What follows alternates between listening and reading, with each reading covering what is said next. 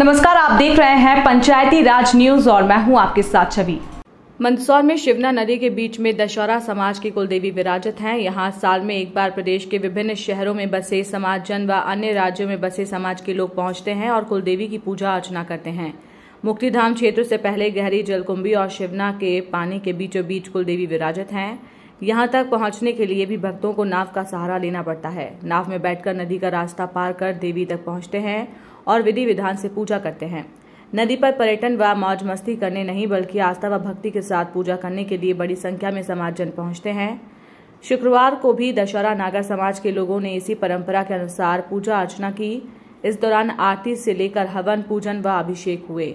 दशहरा नागर समाज द्वारा शुक्रवार को बड़ी पुल के नीचे मध्य टापू पर विराजमान समाज की कुलदेवियों दशा माता का वार्षिक पूजन किया गया।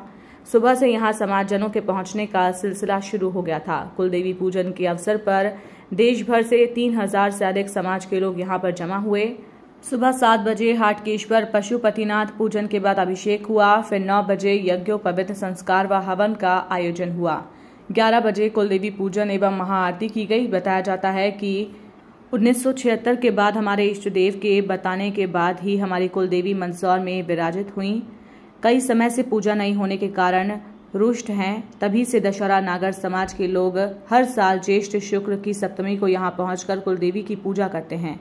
कुलदेवी की पूजा के लिए यहां प्रशासन द्वारा नाव की व्यवस्था की गई है। साथ ही SDRF की टीम भी तैनात की गई है। पूजा स्थल पर लोकसभा क्षेत्र के सांसद सुधीर गुप्ता, कलेक्टर दिलीप कुमार यादव भी पहुंचे, जिन्होंने व्यवस्थाओं का जायजा लिया। जी, क्या नाम है आपका? मेरा नाम मिसेस अंजलि गुप्ता है। मैं जबलपुर से आई हूँ और यहाँ हर साल कुलदेवी पूजन होता है मंदसौर में। और हमारा यहाँ का पुराना इतिहास है मुगलों के समय का कि यहाँ पे जनेऊ तोड़ी गई थी हमारे समाज के लोगों की। तो पूरे देश में वो लोग भागकर चले गए थे, कहीं राजस्थान, कहीं, और यहाँ पर चंडीगढ़ से और बहुत अलग अलग स्टेट से लोग बहुत दूर दूर से आए हैं। और हर साल यहाँ पर बढ़ता जा रहा है प्रचार प्रसार। हमारी 9 कुलदेवी यहाँ पर है। कौन सा समाज है आपका? हम दशहरा नागर समाज है। आपका नाम बताइए। मेरा नाम मिसेस अंजलि गुप्ता, जबलपुर से।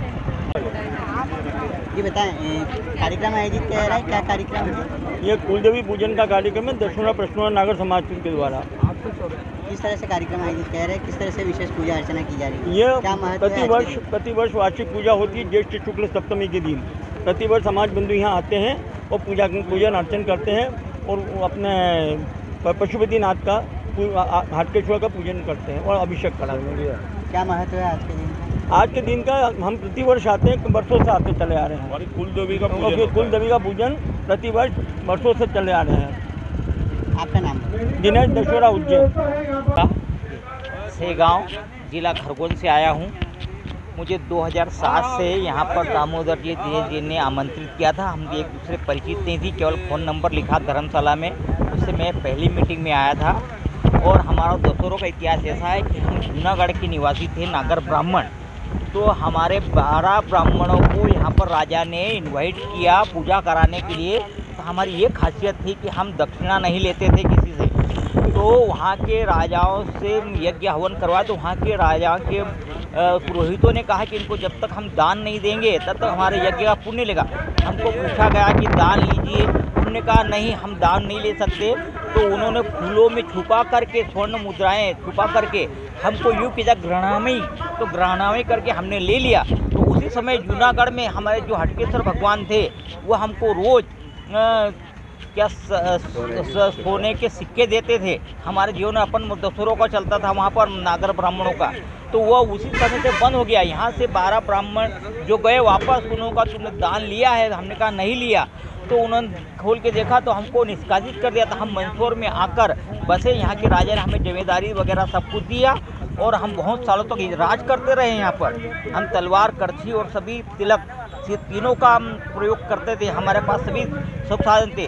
तो एक मुसलमान राजा था जो यहाँ पर, उन्होंने हमें ब्राह्मणों को हमारी शक्ति देखकर हमको अवध करने का, पर वो सामने से नहीं कर सकता था। इसलिए श्रवण पूर्णिमा को हमारे यहाँ पर जनेऊ संस्कार होता है। तो यहाँ पर उनको सिर काट दिए और जनेऊ का 1.25 मन जो वजन निकला। और उस समय रात में बूढ़े और जो बच्चे थे उन्होंने कहा हम रात में यहाँ से वापस भागते हैं और शिवना नदी में शंकर की मूर्ति को विसर्जित करके यहाँ से प्रस्थान किया और 1350 गाड़ियाँ यहाँ से बैलगाड़ियाँ निकली जो मध्य प्रदेश में बसी।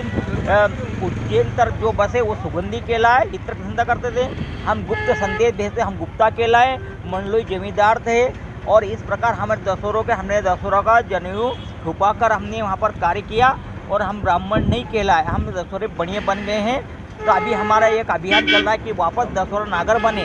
हमारी ये शक्ति थी कि कोई भी नहा करके रातों रात गंगा स्नान करके आ जाता था और अपनी धोती ऐसे आकाश में उड़ा देता था और वहाँ से सूख के वापस आ जाती थी।